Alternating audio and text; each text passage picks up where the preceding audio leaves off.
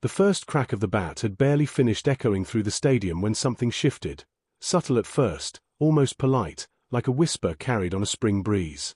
But if you listened closely, really listened, you could hear it growing louder, sharper, more deliberate. It wasn't just the sound of a team winning games. No, this was something else entirely. This was the sound of a warning being issued across Major League Baseball, and whether they admit it or not, the league is already feeling it. Welcome back to the Blue Jays Report, where today we unravel the quiet storm that's beginning to roar, and why just 2 games into the season, this Toronto Blue Jays squad has already planted a seed of fear that refuses to be ignored. There's a peculiar kind of magic in early season baseball, where hope dances freely and every swing feels like prophecy. Yet what we're witnessing here doesn't feel like mere optimism. It feels calculated, rehearsed, almost inevitable. The Blue Jays aren't simply winning, they are constructing victories with the precision of master craftsmen. Each inning feels like a chapter, each pitch a carefully chosen word in a story that is quickly becoming impossible to put down. And if you're new here, make sure to like, share, and subscribe to the Blue Jays Report, because this unfolding narrative is one you'll want front row seats for. Now, let's talk about the heartbeat of this early surge, the man whose performance has already begun to distort expectations, Dylan Cease. If baseball were a theater, Cease has stepped onto the mound not as a performer, but as a conductor, orchestrating chaos with ruthless elegance. His season debut wasn't just impressive, it was theatrical in the grandest sense. 12 strikeouts, each one delivered like a statement, each one tightening the grip he seems to have over opposing hitters. It wasn't simply dominance, it was artistry wrapped in velocity, painted with precision. And yet, what makes this performance truly unsettling for the rest of the league is not just what he did, but how he did it. There was a rhythm to his pitching, a deliberate cadence that felt almost hypnotic. Hitters weren't just being beaten, they were being drawn into a carefully spun web, lured by pitches that seemed hittable until they weren't.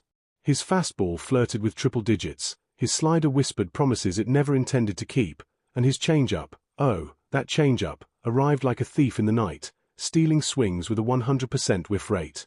This isn't just improvement, it's transformation. But let's not pretend this came out of nowhere. Beneath the surface lies a story of reinvention, of subtle mechanical adjustments and strategic recalibrations. The collaboration with the coaching staff, particularly the emphasis on altering his release angles and refining his pitch mix, has reshaped him into something far more dangerous than before. It's as though last season's version of Cease was merely a sketch, and what we're seeing now is the finished masterpiece. And if you're enjoying this breakdown, don't forget to like and subscribe to the Blue Jays Report for more insights just like this. What's perhaps even more terrifying for opposing teams is that Cease is not operating in isolation. Around him, a cast of new arrivals and emerging talents are quietly assembling into a force that feels both balanced and unpredictable. Players like Miles, Rogers, Sanchez, and Okamoto aren't just filling roles. They are exceeding them, stepping into moments with a confidence that belies their relative newness to the squad. It's as if the team has discovered a collective rhythm, a shared understanding that elevates each individual performance into something greater. Defense, often the unsung hero in baseball's grand narrative, has also emerged as a critical pillar of this early success.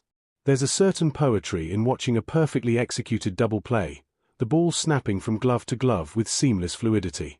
It's not just efficiency, it's trust made visible.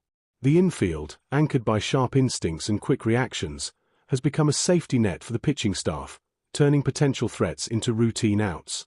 This synergy between pitcher and defense doesn't just prevent runs, it builds confidence, allowing pitchers like Cease to attack hitters with fearless intent. Of course, no story is complete without its moments of tension, and here enters the subplot surrounding Mason Fluharty. Injuries in baseball are like uninvited guests, arriving without warning and threatening to disrupt even the most carefully constructed plans. The news of his knee contusion sent a ripple of chinta through the fanbase, a brief pause in the otherwise relentless momentum. Fortunately, the X-rays returned negative, offering reassurance that this particular chapter won't take a darker turn. Still, it serves as a reminder of how fragile success can be, how quickly the narrative can shift. And then there's the bullpen, that enigmatic ensemble where brilliance and uncertainty often coexist. While some arms have looked sharp, others raise quiet questions that linger like shadows at dusk. The emergence of dominant performances is encouraging, yet there's an undeniable sense that one more reliable piece could transform this unit from solid to formidable. It's a delicate balance, one that management will undoubtedly continue to monitor as the season unfolds. Amidst all of this, perhaps the most captivating storyline belongs to Spencer Miles, whose debut felt less like an introduction and more like a declaration. Thrust into the high-pressure environment of extra innings, he responded not with hesitation, but with composure. His pitches carried the velocity of ambition, his demeanor the calm of someone who had already envisioned this moment countless times. It was, in every sense, a baptism by fire, and he emerged unscathed, even triumphant. Moments like these don't just win games, they shape identities. And what an identity this team is beginning to carve out. There's a resilience here, a refusal to be rattled even when circumstances tighten. You see it in the way base runners push for extra bases, in the way hitters battle through counts, in the way pitchers refuse to yield even an inch. It's a mentality that transforms close games into victories, that turns pressure into fuel rather than fear. Yet, as exhilarating as this start has been, it's impossible to ignore the looming horizon. Strong beginnings are one thing, sustaining them is another entirely. The upcoming matchups will test not just the team's talent, but its endurance, its adaptability, its capacity to evolve as opponents begin to adjust. The real question isn't whether the Blue Jays can shine, it's whether they can continue to burn brightly when the spotlight intensifies. Still, there's something undeniably different about this team. It's not just the wins, or the statistics, or even the standout performances. It's the feeling they evoke, the sense that you're witnessing the early chapters of something significant. Like the opening lines of a novel you instinctively know will stay with you long after the final page, this start carries a weight that extends beyond the present moment. So as the Blue Jays prepare to chase their third consecutive victory, the anticipation builds, the tension thickens, and the story continues to unfold. And here at the Blue Jays Report, we'll be right here with you, dissecting every pitch, every play, every turning point. If you haven't already, make sure to like, share, and subscribe, because this journey is just beginning, and if these first two games are any indication, it's going to be one extraordinary ride. Because somewhere out there, beyond the roar of the crowd and the glow of the stadium lights, the rest of Major League Baseball is watching.